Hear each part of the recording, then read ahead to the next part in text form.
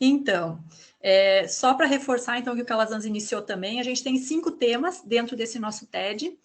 Hoje a gente está finalizando o primeiro tema, que é destinado à caracterização de ligantes agregados, onde a gente está trabalhando os conceitos básicos que são fundamentais para depois desenvolver os demais temas. O segundo tema é relativo à reologia aplicada a ligantes asfálticos, então, para onde a evolução da caracterização dos ligantes está caminhando, né? Na sequência, então, vem os 2 temas que são efetivamente ligados e detalhando a metodologia francesa, o tema 3, na questão da formulação das misturas asfálticas, e o tema 4, destinado ao dimensionamento do pavimento, e, por fim, um tema 5, onde se avalia o comportamento mecânico do pavimento sob solicitação de carga dinâmica. Então, são esses os 5 temas que a gente vai estar trabalhando nos cursos de formação vinculados a este TED.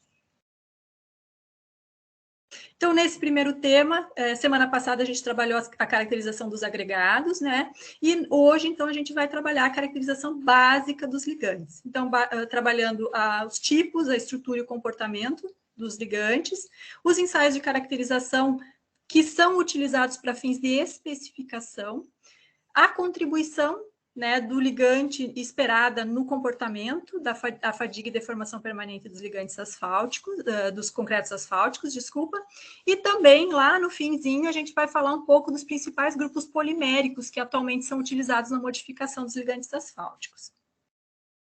Então, só lembrando, né, para fins de pavimentação, a gente tem o cimento asfáltico de petróleo, os asfaltos modificados, os asfaltos soprados, esses 3 a gente vai trabalhar em misturas, em processos a quente, e as emulsões asfálticas de petróleo e os asfaltos diluídos de petróleo nos trabalhos a temperatura ambiente ou ditos a frio. Hoje a gente vai focar no estudo do cimento asfáltico de petróleo, os convencionais e dos ligantes modificados. Em relação ao que é o asfalto, então o asfalto, ou o ligante asfáltico, ele é resultante do beneficiamento do petróleo, certo? E o beneficiamento do petróleo, ele pode acontecer em 1, 2 ou 3 etapas, certo? A primeira etapa, o primeiro estágio, é uma destilação atmosférica. Nesse primeiro estágio, são retirados o gás liquefeito de petróleo, a nafta, querosene, diesel e um resíduo atmosférico. Esse resíduo atmosférico normalmente vai para um segundo estágio, que é a destilação a vácuo, onde se separa a parcela leve, a pesada e o resíduo de vácuo. Se houver uma terceira etapa, esse resíduo de vácuo vai para a desasfaltação, que normalmente então utiliza como solvente o propano, e aí então, aí sim sairia o resíduo asfáltico. Caso não haja desasfaltação, o resíduo asfáltico já é esse resíduo de vácuo que vai então ser avaliado para verificar o atendimento às especificações brasileiras para ser comercializado como ligante asfáltico para pavimentação. A partir portanto, do petróleo de origem e dos processos de refino, a gente vai ter uma interferência na composição química do material resultante, do ligante asfáltico resultante. Normalmente, então, a composição química do asfalto é de 90% a 95% de hidrocarbonetos e de 5% a 10% de outros elementos, que são chamados de heteroátomos, basicamente oxigênio, enxofre, nitrogênio e alguns metais. Esses elementos químicos eles vão se combinar e formar uma estrutura, e a estrutura atualmente é explicada por 2 modelos. O modelo americano, ou o modelo Sharp, onde basicamente se considera que os asfaltenos e as resinas, que são moléculas polares associadas, vão estar dispersas em um meio oleoso apolar. Então, os asfaltenos e resinas dispersas em um meio oleoso apolar. O segundo modelo é o modelo de IN, que considera que o asfalto, então o ligante asfáltico é uma dispersão coloidal, onde então os asfaltenos vão estar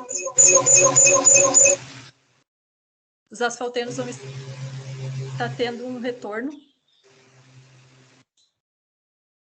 Os asfaltenos vão estar peptizados pelas resinas e isso permite a dispersão dos asfaltenos no meio intermicelar, que é composto, então, por óleos saturados e aromáticos. A proporção resina e asfalteno é que vai governar, então, o comportamento reológico desse ligante asfáltico. Quando a gente tiver resinas e aromáticos em proporção adequada para peptizar os asfaltenos e dispersar esses asfaltenos no meio intermicelar, essas micelas vão ter uma boa mobilidade e o asfalto passa a ter um comportamento que se chama tipo solução ou tipo sol. Se esse equilíbrio não ocorre, o que se observa é um comportamento gelatinoso ou tipo gel. A maior parte dos ligantes asfálticos que a gente utiliza, então, em pavimentação é tipo sol-gel, não é nem sol nem gel, é um comportamento intermediário, uma estrutura intermediária. Então, dentro dessa estrutura, atualmente também se separa a questão dos asfaltenos, que são sólidos negros, insolúveis em N-heptano, e os maltenos, que então depois, posteriormente, são separados nos saturados, aromáticos e resinas, certo? Então, no primeiro momento, se faz a solução do ligante em N-heptano, e aí, então, se retira os asfaltenos, e esse material solúvel vai para uma cromatografia, então, por cor, se verifica a percentual dos saturados, que normalmente são óleos transparentes, normalmente varia, então, de 5% a 20%, quantidade dos aromáticos na composição, normalmente de coloração amarela, alaranjada, que são a maior proporção, de 45% a 60%, e, por fim, as resinas, que são sólidos ou semissólidos, marrom a marrom escuro, que compõem normalmente de 15% a 25% do total desse ligante asfáltico. Reforçando, então, essa composição ela resulta do petróleo de origem e dos processos de refino que esse petróleo está sofrendo. Os saturados, então, eles têm uma influência importante e negativa na suscetibilidade térmica. Então, quanto maior a concentração dos saturados na composição do ligante asfáltico, menor é a consistência do ligante. Os aromáticos são responsáveis pela melhoria das propriedades físicas da parcela, em especial pela elasticidade do material asfáltico. As resinas, que são compostos ácidos e básicos pouco reativos, apresentam uma influência negativa também na suscetibilidade térmica. No entanto, elas é que são responsáveis pela dispersão dos asfaltenos e, portanto, da melhoria da dutilidade do nosso material. E, por fim, os asfaltenos, esses sim são os responsáveis pela melhoria da suscetibilidade térmica, ou seja, o aumento da sua concentração na composição, resulta num aumento de rigidez e num aumento de viscosidade do material asfáltico. Essa estrutura, então, ela vai apresentar um comportamento, a resposta vai ser dependente em termos do carregamento, da frequência de carregamento, e nisso a gente está falando tanto da velocidade de aplicação da carga, do tempo de permanência da carga, quanto do tempo de repouso entre um carregamento e outro, e também da magnitude dessa carga. Todo esse carregamento, toda essa resposta vai estar sempre sendo influenciada pela temperatura na qual esse material está sofrendo essa solicitação. Então, a gente tem uma dependência, temperatura, carregamento, para a resposta resultante. Essa figura ela apresenta a questão da sobreposição tempo-temperatura. Então, o que essa figura quer mostrar? Que a resposta do ligante asfáltico vai depender da temperatura e do tempo no qual o material ficou submetido à solicitação. Então, em temperaturas mais baixas, é necessário um tempo maior para se obter a mesma resposta.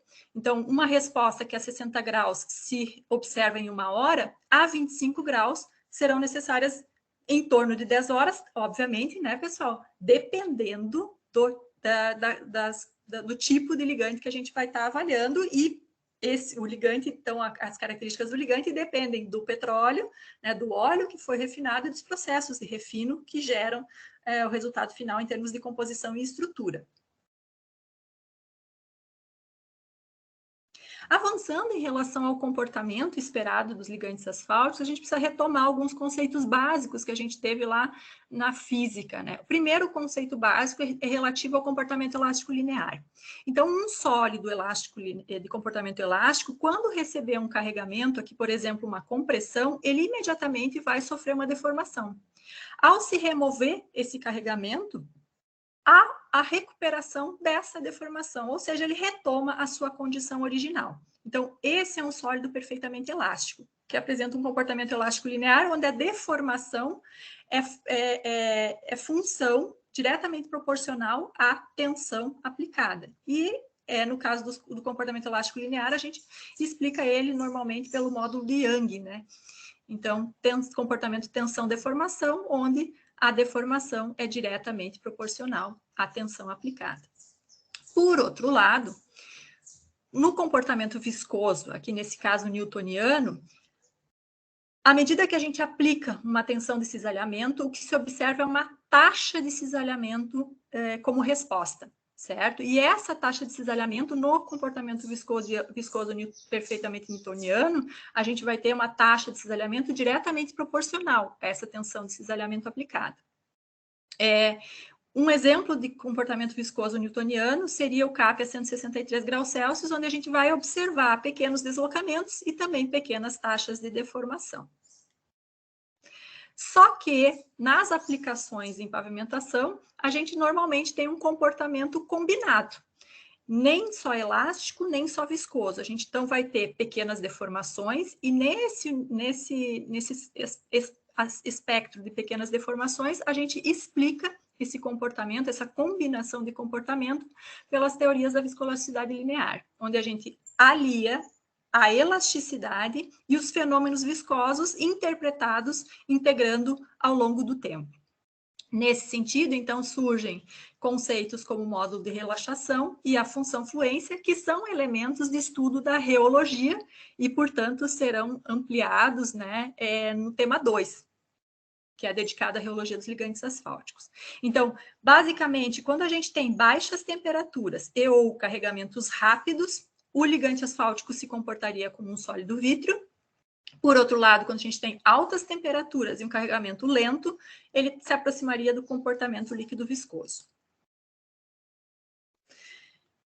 Esse comportamento, o comportamento dos ligantes asfálticos, então, ele pode ser avaliado no domínio temporal ou no domínio frequencial, em termos de avaliações em laboratório. No domínio temporal, então, a gente vai ter a relaxação e a fluência. A relaxação, ao aplicarmos uma deformação constante ao longo do tempo, a gente tem como resposta uma tensão decrescente, também ao longo do tempo. A propriedade viscoelástica, que relaciona, então, essa tensão decrescente ao longo do tempo em relação à deformação constante, é o módulo de relaxação. Que se a gente trabalhar numa escala log-log, a gente observa um platô inicial e um platô final, onde a gente tem uma tendência a uma constância, e uma região de transição, onde a gente observa uma queda desse módulo de relaxação. Onde se avalia esse módulo de relaxação? Por exemplo, com ensaios no equipamento do reômetro de cisalhamento giratório. Basicamente, o reômetro é constituído de uma base fixa, a amostra de ligante fica entre a base fixa e esse prato móvel, e esse prato móvel que vai aplicar um torque, que é responsável, então, por gerar a solicitação. Os ensaios, eles podem ser realizados a deformação controlada ou a tensão controlada. A fluência ou compliância é a resposta em termos de deformação. Então, aplica-se uma tensão constante ao longo do tempo e se observa uma deformação crescente ao longo desse tempo.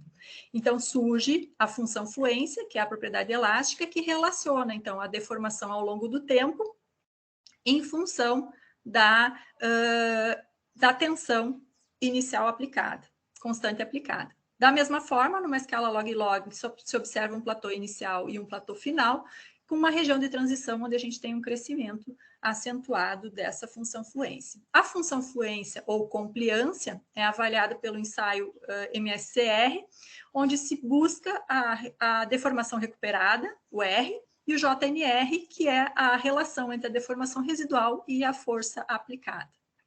De novo, são elementos, portanto, de reologia e reforço vão ser tratados no tema 2. No domínio temporal, então, onde a gente avalia a fluência e a relaxação, tanto fluência quanto relaxação são propriedades constitutivas do material e elas são interdependentes. À medida que, por ensaio laboratorial, a gente obtém a função fluência, a gente consegue, por modelos matemáticos, obter o módulo de relaxação. Então, na prática, o que se tem é uma tensão inicial aplicada, acompanhada de uma deformação inicial. Na sequência, ao manter essa tensão constante ao longo do tempo, o que se observa é um aumento linear da deformação sobre esse carregamento constante. Ao descarregar, o que se observa é uma recuperação instantânea, elástica, e uma recuperação tardia, e, por fim, uma deformação viscosa. Já no domínio frequencial, o que se faz é avaliar as propriedades viscoelásticas lineares com a variação tanto da temperatura quanto da frequência do ensaio, buscando ligar a clima e tráfego esperados lá no pavimento quando da aplicação do ligante asfáltico. Então, se aplica um carregamento oscilatório harmônico, né, onde então a resposta vai apresentar um retardamento, certo? Então, aplica-se o carregamento, a resposta tem um retardamento. Quando o ensaio é realizado sob deformação controlada, o que se obtém é o módulo complexo, e o módulo complexo ele pode ser trabalhado em duas parcelas, a parcela elástica e a parcela viscosa, que estão ligados ao coeficiente angular, né, o ângulo de fase, Fi. O módulo complexo ele é explicado por essa equação aqui. De novo, né, toda a questão do comportamento, tensão, deformação ao longo do tempo, né, vai ser trabalhado nos estudos de reologia aplicados a ligantes asfálticos, tema 2. Então, a ideia aqui é que vocês entendam a complexidade do comportamento do material asfáltico, certo? Voltando para a nossa realidade hoje, da nossa prática de pavimentação, o que se trabalha em termos de ensaio de caracterização correntes são ensaios básicos que não estão ligados diretamente ao desempenho esperado lá no pavimento. Então, são os ensaios de penetração, ponto de amolecimento, viscosidade, o índice de suscetibilidade térmica ou de penetração, a recuperação elástica e também a avaliação da resposta ao envelhecimento do ligante asfáltico. Esses ensaios de caracterização, eles são usados nas especificações e a gente vai realizar lá no nosso canteiro de obras, quando a gente for fazer a verificação de conformidade na hora do recebimento do material. Então, a gente vai verificar se o que a gente recebeu, se o material que a gente recebeu está em conformidade com a especificação. No caso dos ligantes convencionais, a gente vai realizar pelo menos penetração, ponto de amolecimento e viscosidade. E quando se tratar de asfaltos modificados, além desses, a gente também vai realizar a recuperação elástica. Então, agora eu vou tratar desses pontos mais especificamente, que são os pontos que atualmente fazem parte das especificações brasileiras de ligantes asfálticos e também das especificações europeias. Primeiro ensaio, então, a penetração é um ensaio ligado que busca avaliar a consistência, né, do ligante asfáltico. As normas, a brasileira, a 155 de 2010 do DENIT e a 1426 europeia. Em relação à norma europeia, a gente tem uma possibilidade de variar temperaturas e tamanho de amostra em função dos ligantes que estarão sendo avaliados.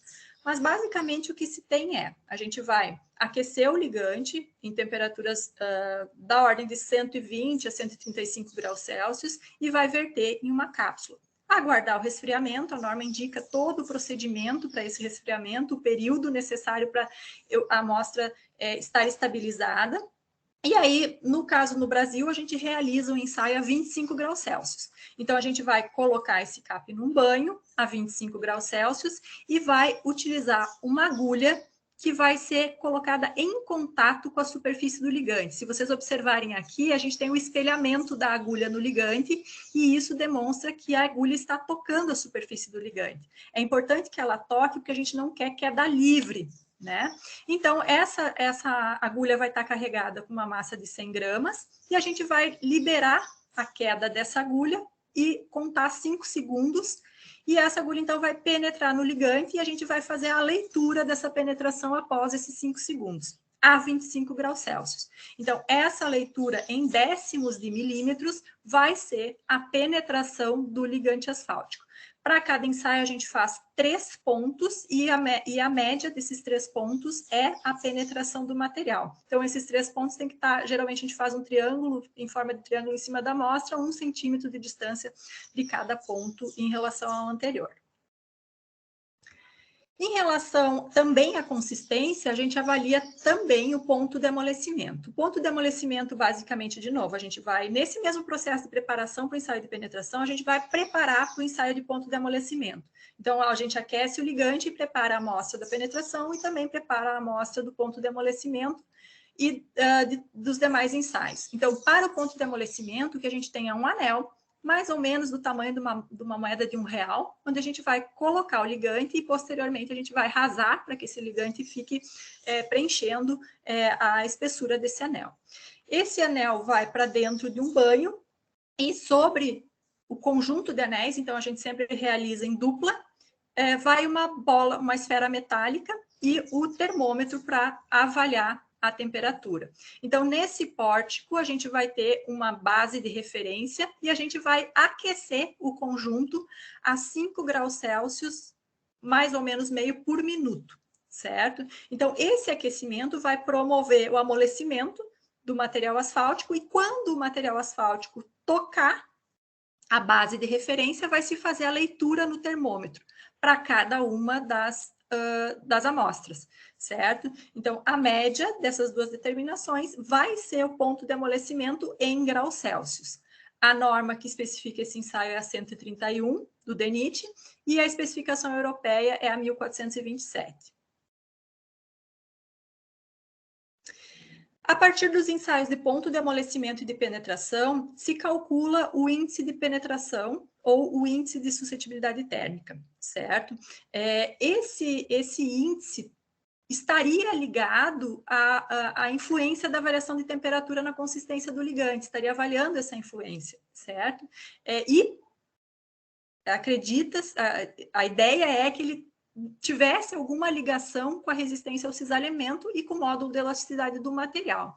Então, quem estabeleceu esse índice foi Pfeiffer e Van Dorman, né? Basicamente, a gente então vai precisar da penetração e do ponto de amolecimento, e nesse índice se considera que a penetração para a temperatura do ponto de amolecimento seria equivalente a 800 décimos de milímetros, o que não se verifica para muitos asfaltos atualmente em utilização.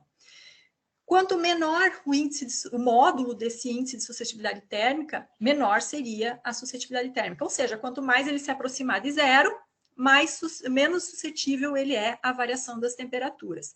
As especificações trabalham com valores entre menos 1,5 e mais 0,7 como valores admissíveis para ligantes asfálticos para pavimentação. Quando esse índice se afasta no lado negativo do menos 2, a gente vai ter ligantes muito suscetíveis, tanto no sentido de fragilizar a baixas temperaturas, quanto a perder, a perder a consistência de maneira muito acentuada a altas temperaturas. Quando a gente se afasta no lado positivo, né, ou seja, se distancia do mais 1, a gente considera que são ligantes menos suscetíveis, mas são, nesse sentido, eles são pouco sensíveis a elevadas temperaturas, no entanto, eles se mantêm sensíveis e quebradiços a baixas temperaturas.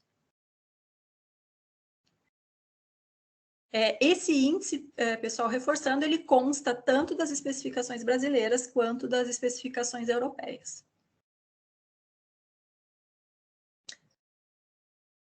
Uma terceira propriedade, uma terceira característica, então, é a viscosidade, né? A viscosidade, então, é uma propriedade física que caracteriza a resistência do fluido ao escoamento, certo? E a gente precisa conhecer a viscosidade para poder utilizar o ligante asfáltico, no sentido de determinar a temperatura para se realizar o bombeamento, usinagem e misturação, né? E depois a compactação em campo, certo?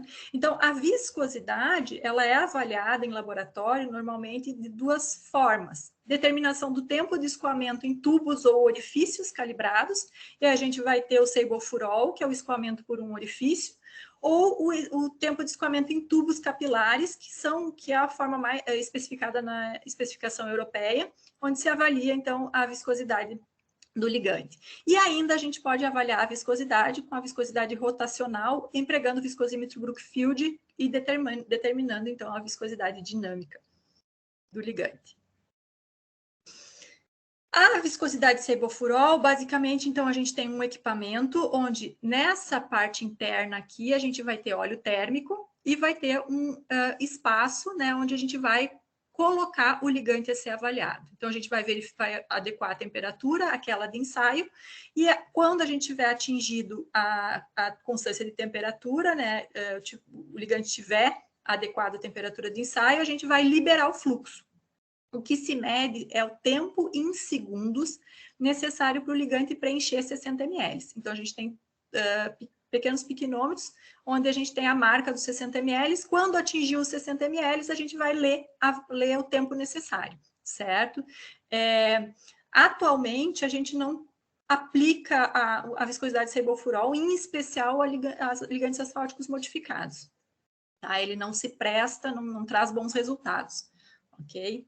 Então, o que se quer aqui na viscosidade Sabofurol é traçar a curva temperatura, viscosidade para o ligante para conseguir definir as temperaturas de utilização do ligante asfáltico, para bombear e misturar e para espalhar e compactar, certo? Então, aqui no caso do viscosímetro Sabofurol, a gente vai precisar determinar pelo menos 3 temperaturas para a gente conseguir verificar o comportamento, viscosidade e temperatura, que vai ser expresso, normalmente representado graficamente dessa forma, escala semilog, onde a gente consegue aproximar visualmente visualiza de maneira linear, né, essa resposta. Mas, basicamente, então, o que se tem na sequência são faixas de viscosidade adequadas ao processo de misturação e faixa de viscosidade que seria adequada ao processo de compactação. Aqui a gente tem 2 ligantes 50-70, tá? Então, a gente observa que há uma diferença de comportamento entre esses 2 ligantes. Então, para a definição da temperatura, por exemplo, de mistura para o ligante azul, a gente vai estar em torno de 166, de 161 a 166 graus Celsius, aproximadamente, e para a compactação, da ordem de 150 a 155 graus Celsius.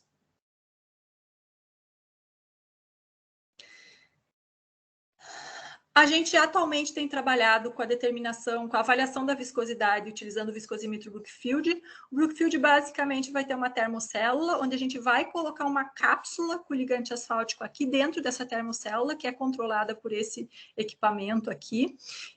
Então, a gente vai colocar essa cápsula na temperatura de ensaio e vai descer um spindle ou uma haste que vai girar dentro dessa amostra, e o que se mede, então, o que esse equipamento vai medir é a taxa de cisalhamento e a tensão de cisalhamento, dando como resposta, portanto, a viscosidade dinâmica em centipoases ou Pascal segundo, que é uma resposta em termos de resistência ao escoamento desse fluido. De novo, qual é o objetivo desse ensaio? É realizar a definição do gráfico temperatura-viscosidade.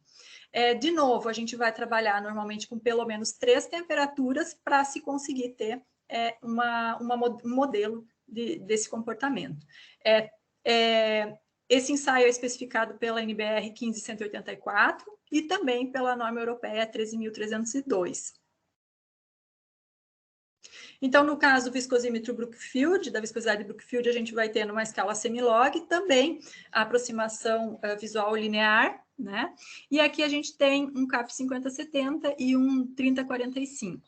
Tá? E aí, então, da mesma forma, a gente vai ter faixas de viscosidade indicadas para proceder à mistura, em vermelho, e faixa de viscosidade para proceder à compactação, tracejado em azul. Então, a partir dos ensaios de laboratório, a gente define quais são as temperaturas de manipulação desse material lá na usina e no processo de compactação em campo. Na Europa, então, nas especificações, entram ensaios de viscosidade empregando tubos capilares, certo? Então, a primeira temperatura de análise é 135 graus Celsius, que está ligado à temperatura de formulação, né, de misturação. A gente tem a NBR 14756, que trabalha com um método de ensaio nesse sentido também, certo? E, basicamente, o que se mede nesse ensaio é a resistência ao fluxo sob a ação da gravidade. Certo? Então, basicamente, dependendo do ligante a ser avaliado, vai se escolher o tipo de tubo, certo? E o tipo de tubo vai ser definido em função do tempo de escoamento, que precisa ser maior do que 60 segundos. Os tubos, eles possuem equações de calibração, e o que se mede é o tempo de fluxo para que o asfalto saia de uma determinada marcação para outra marcação dentro do tubo. Então, a partir desse tempo de fluxo, se entra na equação de calibração e se define a viscosidade cinemática em milímetros quadrados por segundo. Então, para 135 graus Celsius, é resistência ao fluxo sob a ação da gravidade. A 60 graus Celsius, aí, então, precisa se trabalhar com vácuo. Um vácuo de 40 mais ou menos 1 kPa.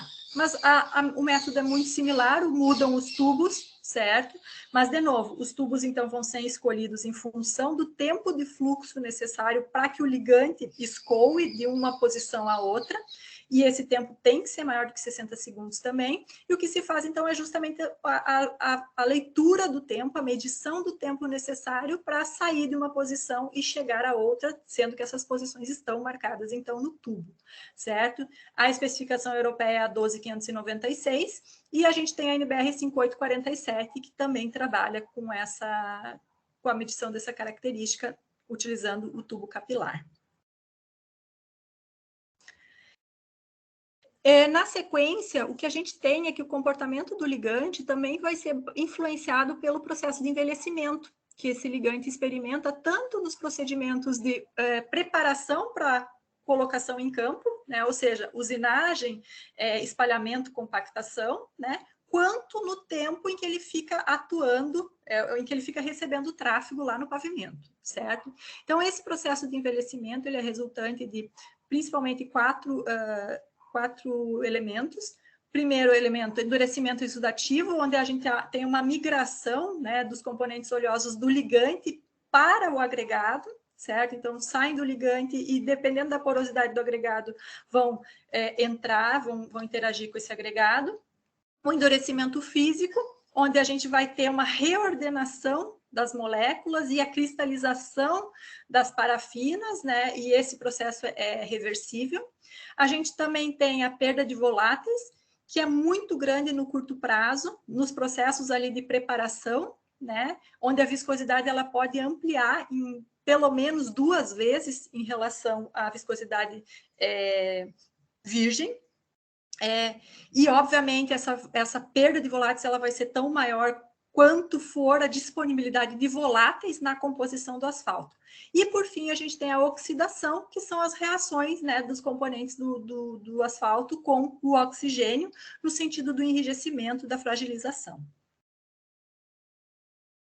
Então, o que ocorre nos processos de envelhecimento é uma redução da parcela maltênica, seja ela em termos de quantidade, tanto também em termos de concentração, e um aumento de concentração dos asfaltenos. Esse aumento da concentração dos asfaltenos resulta em um aumento de consistência, certo? Esse aumento de consistência, portanto, vai ser verificado como um aumento do ponto de amolecimento, aumento da viscosidade, redução da penetração, e isso leva também à redução da adesividade ligante agregado, da coesão da mistura, também reduz a resposta elástica, uma vez que eu tenho um enrijecimento no sentido da fragilidade, certo? Esse enrijecimento resultaria num aumento do módulo de resiliência e também da resistência à tração, e também do módulo de cisalhamento, no entanto, é acompanhado pela perda de flexibilidade. E essa perda de flexibilidade estaria ligado a uma redução na vida de fadiga do material asfáltico. Então, o que se observa é que, ao longo do processo de mistura, de estocagem, transporte e aplicação, a gente vai ter cerca de 80% de envelhecimento acontecendo. Por quê? Porque nesses processos a gente vai estar trabalhando com altas temperaturas, o ligante vai estar sempre sendo exposto de uma forma de película bastante fina e com uma superfície específica bastante elevada. Então, ele está muito sujeito à temperatura elevada e às trocas, né, com o ambiente em termos de volatilização e em termos de oxidação das parcelas do ligante asfáltico. O restante, os outros 20%, vão acontecer ao longo da vida de serviço e está muito ligado ao volume de vazios do concreto asfáltico lá após compactação no campo. O envelhecimento de curto prazo, que é o maior responsável, né, responsável pela maior parcela do envelhecimento do ligante asfáltico e das alterações, né, de propriedades do ligante asfáltico, é avaliado em laboratório empregando o ensaio RT-FOT. Basicamente, a gente tem uma estufa com um carrossel rotativo, onde a gente vai colocar nessas vidrarias 35 gramas de ligante asfáltico e vai recobrir totalmente essa vidraria. Esse ligante asfáltico vai para dentro dessa estufa, no carrossel, esse carrossel gira, aqui é aplicado um sopro de ar, certo? Então, o ligante fica 85 minutos a 163 graus Celsius dentro dessa estufa. Após esse período, é realizado o ensaio de ponto de amolecimento, o ensaio de penetração e se verifica a variação de massa que esse ligante asfáltico experimentou devido a esse processo de envelhecimento. Esse ensaio ele é especificado pela NBR 15235 e também pela especificação europeia 12607 na seção 1.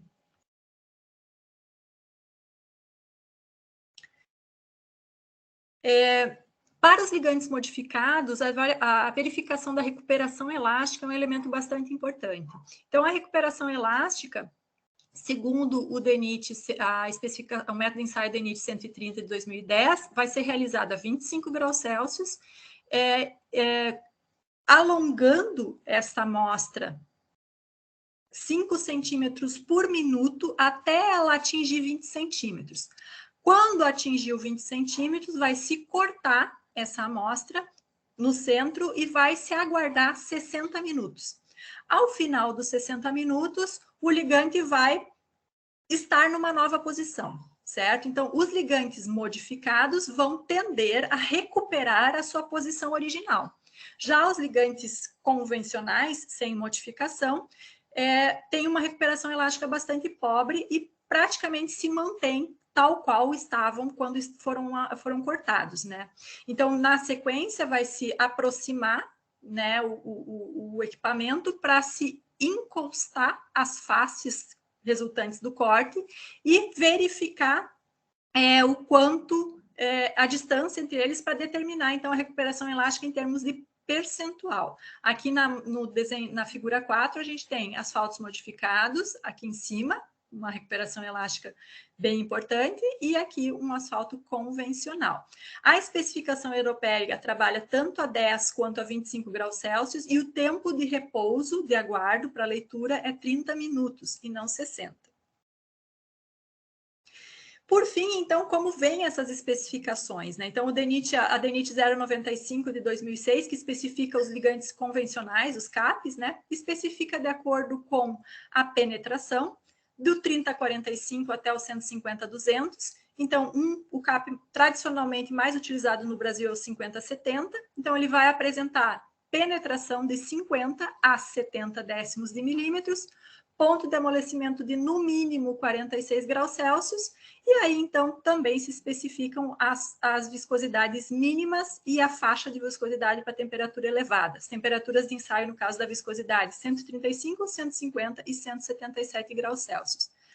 O índice de suscetibilidade térmica, o IP, de 1,5 negativo a mais 0,7.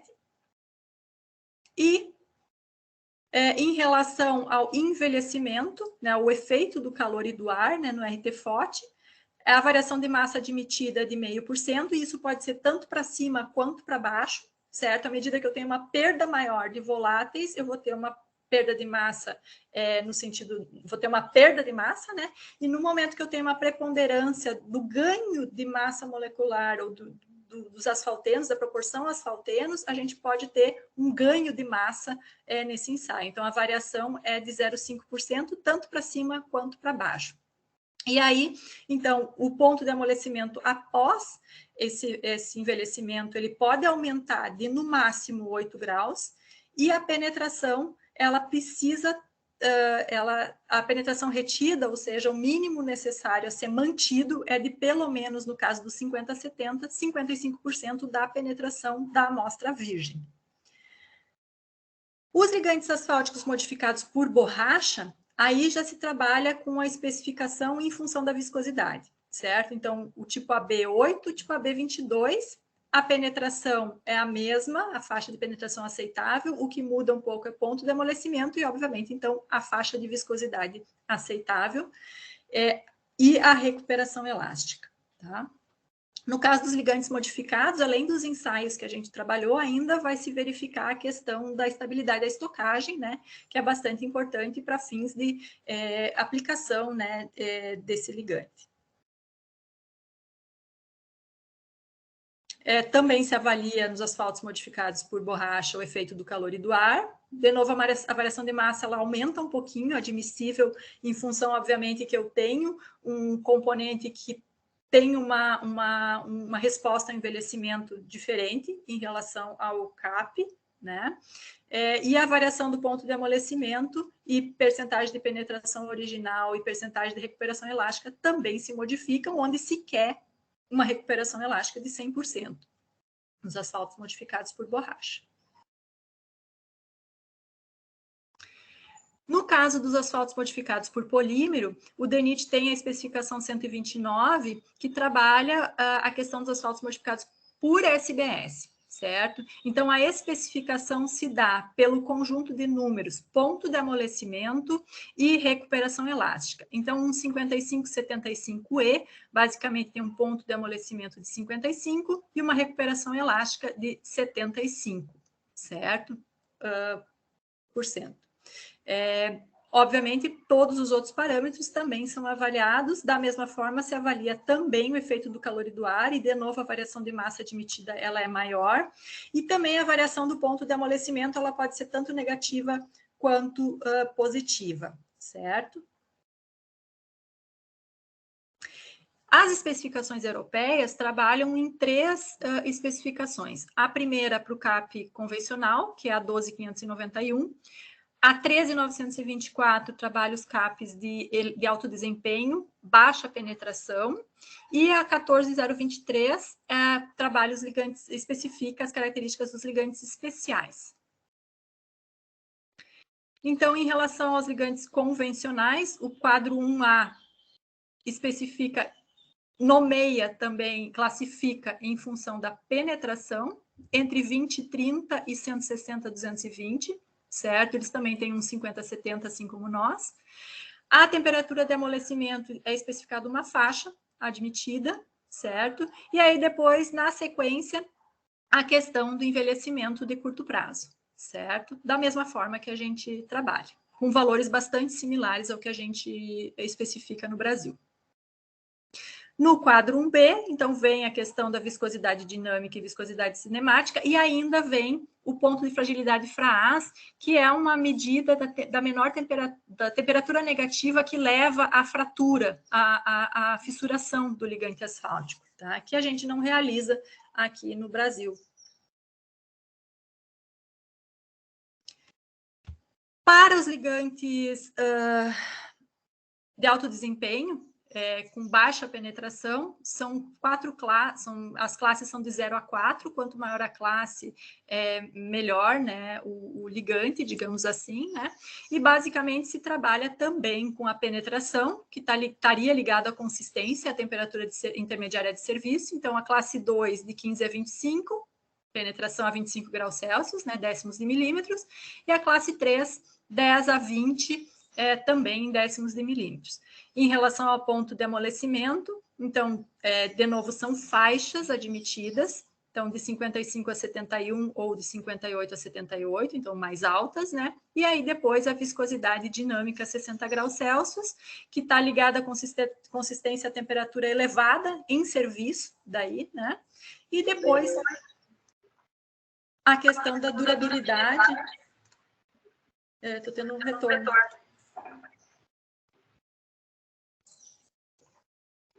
A questão da durabilidade é avaliada em termos de variação de massa, né? Penetração retida e ponto de amolecimento antes e após o envelhecimento em RT-FOT. Então, também se trabalha com RT-FOT nas especificações europeias. Aqui eu apresento só uma brochura, né, de um fabricante que apresenta o seu produto, né, então os betumes aqui de Portugal, né, então os asfaltos duros para pavimentação de acordo com a especificação que esse fabricante disponibiliza no mercado, então como aparece a questão né, dos valores para o material deles em relação à especificação. E no caso dos ligantes especiais, eu apresento direto a brochura, o trabalho é mais ou menos na mesma linha, a única coisa é que, junto com o conjunto faixa de penetração, é adicionado a temperatura do ponto de amolecimento na especificação. Então, um 1040-70 tem penetração de 10 a 40 décimos de milímetros e temperatura de ponto de amolecimento de maior ou igual a 70 graus Celsius, certo? E aí também avaliada a resistência ao envelhecimento ou os efeitos do envelhecimento de curto prazo nas características do ligante asfáltico. Então, são essas três as especificações atualmente em utilização para a formulação de concretos asfálticos, de misturas asfálticas na União Europeia. Por fim, qual seria o ligante asfáltico ideal, né, para as nossas aplicações em pavimentação? A gente deseja que ele tenha uma boa adesividade com o agregado pétreo, né, com o agregado que vai ser utilizado na formulação da mistura asfáltica. A gente deseja que esse concreto asfáltico apresente uma boa durabilidade. Em elevadas temperaturas, a gente gostaria que esse material apresentasse uma elevada rigidez, certo? Ou uma baixa deformabilidade plástica, ou para evitar os efeitos da deformação permanente. E no caso das temperaturas de produção e de espalhamento e compactação, a gente gostaria que ele tivesse uma baixa rigidez para favorecer a trabalhabilidade, né, todo o processo de aplicação desse material asfáltico. Essa baixa rigidez, em termos de resposta elástica, também seria desejável para que a gente tivesse um melhor comportamento à fadiga na vida de serviço desse nosso pavimento. Nos ligantes convencionais, a gente tem uma limitação em compatibilizar todos esses elementos, certo? Então, nesse sentido é que surge a modificação dos asfaltos. Tratando da modificação com polímeros, ela se iniciou no final da década de 1960, né, com o objetivo justamente de melhorar as características relativas à resistência à fadiga, à deformação a altas temperaturas, à fissuração térmica a baixas temperaturas nos países nórdicos, né? A redução da suscetibilidade térmica, ou seja, né, da fragilização a baixas temperaturas e do amolecimento a altas temperaturas. Também se busca o aumento da coesão no concreto asfáltico, né? E melhorar as características reológicas do próprio material estaria trazendo todos esses benefícios, né, que se buscam com a modificação e que seriam necessários para o nosso, digamos assim, ligante ideal. Então, em termos de polímeros, a gente tem três grupos básicos, né, os termorrígidos, onde a variação de temperatura não altera a rigidez desse polímero. Exemplos são o poliuretano, o poliéster e as resinas epóxi. Os termoplásticos, que são sensíveis à variação de temperatura, então apresentam uma sensibilidade ao calor, certo? Exemplos, polietileno, polipropileno e o nosso PVC. E, por fim, os elastômeros, que são polímeros que apresentam uma grande ganho em termos de elasticidade, certo? E aí a gente vai ter o EVA, o SBR e o SBS. E o SBS, atualmente, é o mais utilizado na modificação de asfaltos no Brasil e no mundo, para fins de pavimentação, né, pessoal? Quando a gente faz a modificação de um ligante asfáltico com um polímero, o que ocorre, num primeiro momento, é uma dispersão bifásica, onde o polímero fica disperso no ligante, certo? Essa dispersão, ela vai depender do ligante de base, das características desse ligante, da quantidade do polímero e das características desse polímero, e também da condição que a gente faz essa misturação, certo? Quando a gente fica nessa condição de dispersão bifásica, a gente tem uma influência bastante limitada no desempenho do ligante, ou seja, a gente tem um ganho pequeno em termos de desempenho no ligante asfáltico. É desejável que ocorra o que se chama de inversão de fase, onde basicamente a gente já não vai ter mais o polímero disperso no ligante, mas a gente vai ter uma fase contínua. Então, quando ocorre essa inversão de fase, normalmente em condições de maior quantidade, né, de polímero, com um ligante base que seja compatível a esse polímero, né, com uma condição de mistura que favoreça, né, a interação entre o polímero e o ligante, a gente vai ter um aumento significativo no comportamento mecânico, né, no desempenho desse nosso ligante asfáltico.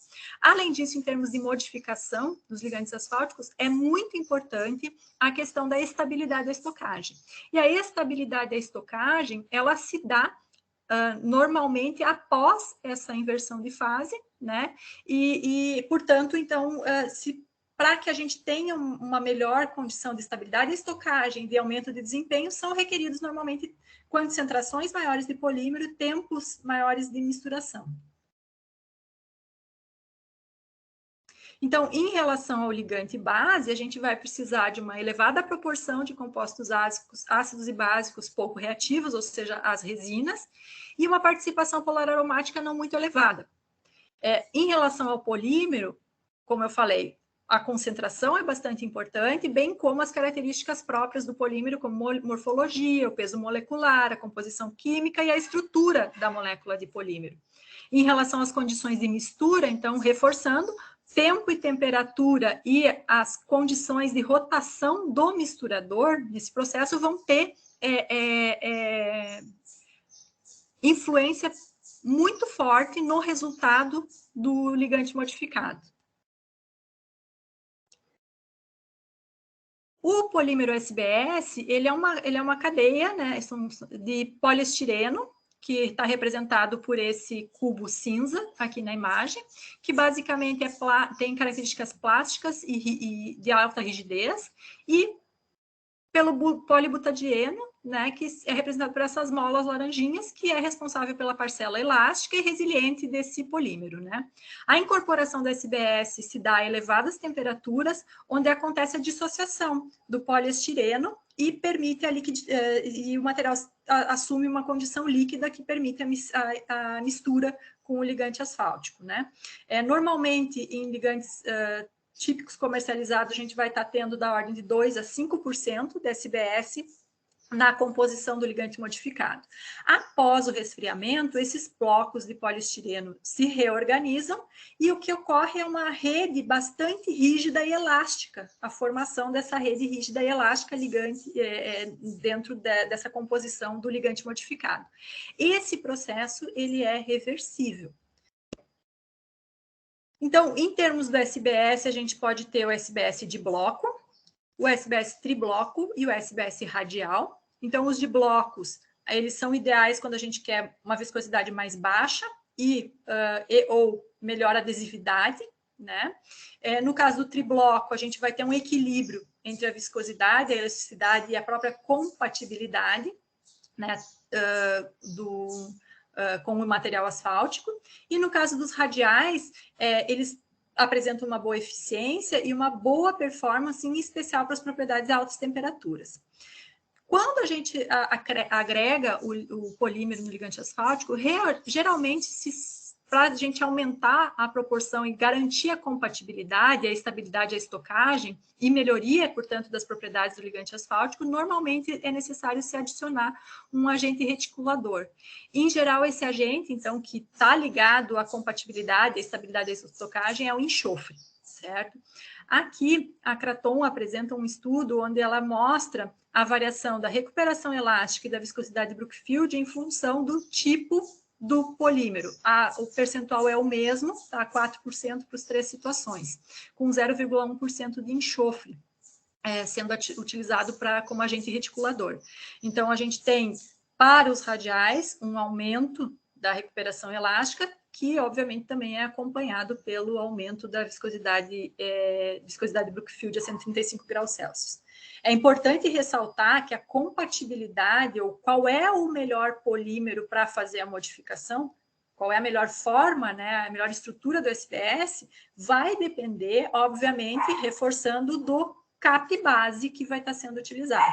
Então, não necessariamente o polímero radial sempre vai trazer os melhores resultados. Vai depender do ligante base e das condições de misturação. Então, como exemplo aqui, nessa pesquisa, nesse TED, a gente está trabalhando com o Poliflex 185E e com um ligante altamente modificado, que é o Haima, que não possui especificação ainda disponível, certo? Mas, basicamente, o Poliflex, então, ele foi elaborado com 4% no SBS tribloco. Esse SBS tribloco tem 84% de triblocos, SBS, 16 de bloco, SB, certo? Esse polímero especificamente, no seu processamento, gera uma quantidade, ou na sua elaboração, resulta numa quantidade baixa de vinil, e o vinil aqui estaria como o agente reticulador, né, no lugar do enxofre. Essa quantidade baixa de vinil leva a uma limitação na quantidade de polímero a ser adicionado no ligante para garantir trabalhabilidade e compatibilização, certo? E, obviamente, então, eu tenho uma limitação, a gente tem uma limitação no ganho das propriedades, em especial elásticas, do ligante asfáltico. No caso do Haima, o SBS foi o de bloco, certo? E aí foi em 7,5%. Nesse caso, então, a gente tem 75% de SB, de blocos, e 25% de triblocos SBS, e no processo de produção desse polímero, a gente tem como resultado uma quantidade maior, de vinil. Então, esse vinil é que possibilita esse maior percentual, de forma a garantir a compatibilidade, né, e a estabilidade da estocagem e também a trabalhabilidade desse ligante asfáltico Haima. E a trabalhabilidade a gente está falando em termos de, em especial, aumento da viscosidade nos processos que vão interferir nos processos de bombeamento, misturação e depois compactação. Só um detalhe é que o enxofre tem passado cada vez mais por restrições em função da saúde ocupacional dos trabalhadores, né, nas refinarias, né, nas distribuidoras, onde se produz o ligante modificado. Comparando, então, esses ligantes asfálticos com os ligantes tradicionalmente que a gente está acostumado a trabalhar, né, os 50-70 e 30-45, né, aqui são apresentados ponto de amolecimento, penetração e a recuperação elástica, certo? O ponto de amolecimento, ele cresce, né, bastante, chegando aqui a 90 graus Celsius, certo? A penetração a mais de 90 graus Celsius, a penetração a gente passa aqui da ordem dos 50 a 70 e vai para a ordem dos 45 décimos de milímetros, e onde a gente observa uma grande diferença em termos de recuperação elástica, onde aqui a gente tem 96% de recuperação elástica no Haima. Em relação aos demais, é o maior ganho em termos de recuperação elástica. Em termos de viscosidade, obviamente, então, a gente observa um aumento significativo em todas as temperaturas, né? Mas esse aumento ele é menor nas altas temperaturas, certo? E isso resulta, então, em temperaturas de usinagem e compactação que não inviabilizam a adoção desse material. Então, em termos de usinagem, para o Haima, a temperatura a ser adotada é de 167 graus Celsius e para a compactação de 155 graus Celsius. Para esse 50-70, por exemplo, a gente vai estar falando da ordem de 155 a 158 graus Celsius para a usinagem e 143 a 148 para a compactação, certo?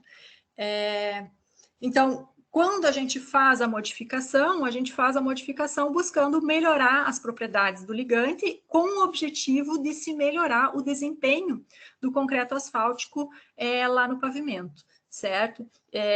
Nesse TED, então, a gente está estudando concretos asfálticos com desempenho elevado, né? Um com desempenho elevado e outro para base, também pensando na definição de estruturas de maior desempenho, certo? E por isso se adotam, então, se adotou ligantes modificados, um 6085 com um SBS que já é especificado, já faz parte das especificações brasileiras, e um Haima que ainda não possui especificação como comparação, certo? Agora a gente fica aberto a perguntas, né, em relação ao tema. Espero que tenha sido claro o que a gente tratou até o momento, e hoje eu consegui me manter, né, no tempo previsto para nesse nosso trabalho. Então, obrigado por enquanto.